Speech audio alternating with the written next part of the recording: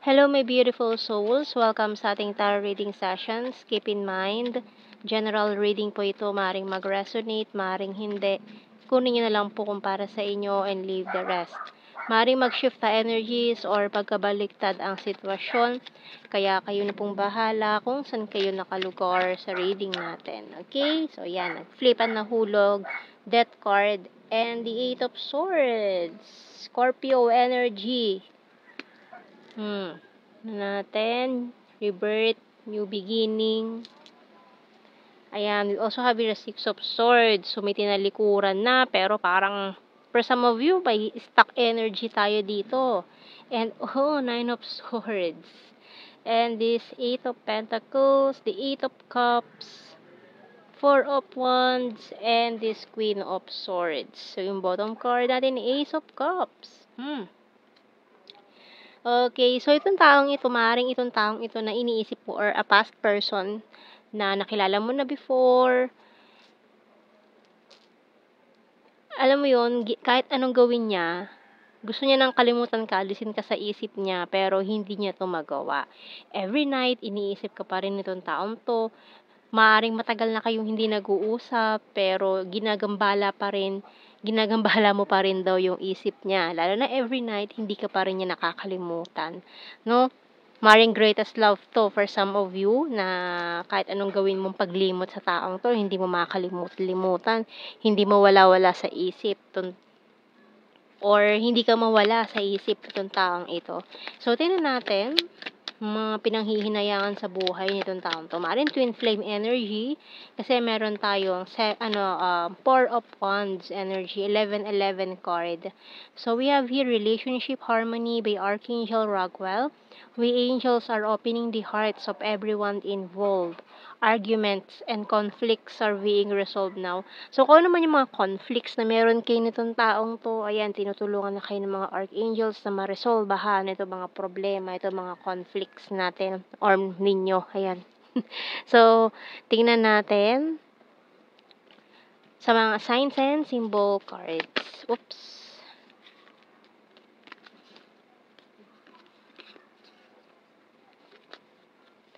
Ayan. So, this person is also crying, very emotional. With the waterfalls, talagang nag-overflow ang emotions. Kaso, ang bagal ng energy is nail card, reminiscing the past. Ayan. With the rain, talagang a lot of water, emotions, mabigat ang energy. So, we have here, traffic lights, money, and target. Bottom card is snake.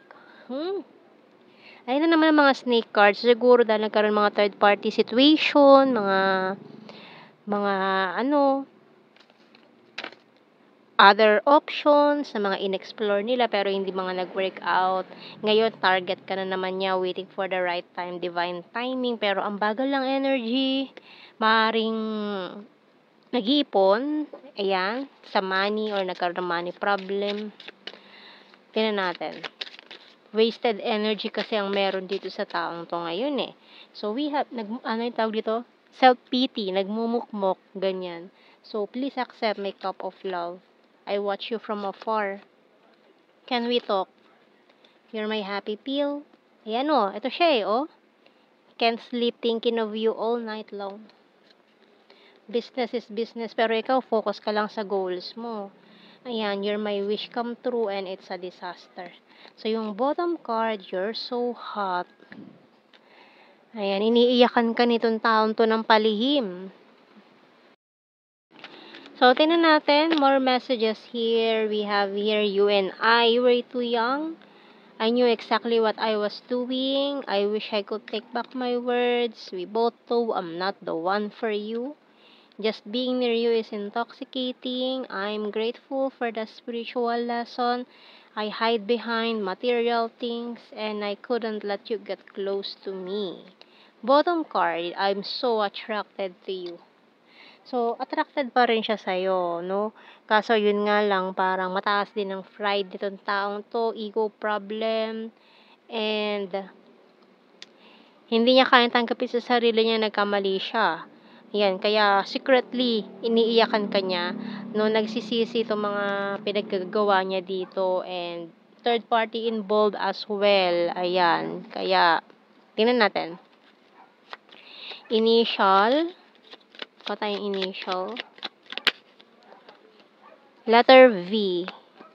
CG. Letter Z. D. J. Y. M. L. T. Bottom card. And let's see sa blue card, we have here attraction, celebration, and all strings attached. Uy. Okay, let's see general signs and messages. Funny. Patience, please. December and March. Runner card. Food lover, kind-hearted, has a dirty sense of humor, national capital region, sarcastic and popular, August. Leo, good heart, beautiful, January, practical, fantastic friend, divine feminine, mirror, talented, province, another Scorpio energy, May. Divine Masculine, Ex-Lover, City, number 6. Caring, Cold City, Coins is Earth signs, Taurus, Virgo, Capricorn, another Taurus sign, and another Earth sign, Taurus, Virgo, Capricorn, and, yan, Twin Flame. So, ayan ang ating reading, my beautiful souls. Thank you for watching. Take care and God bless. See you in our next reading, guys. Bye-bye.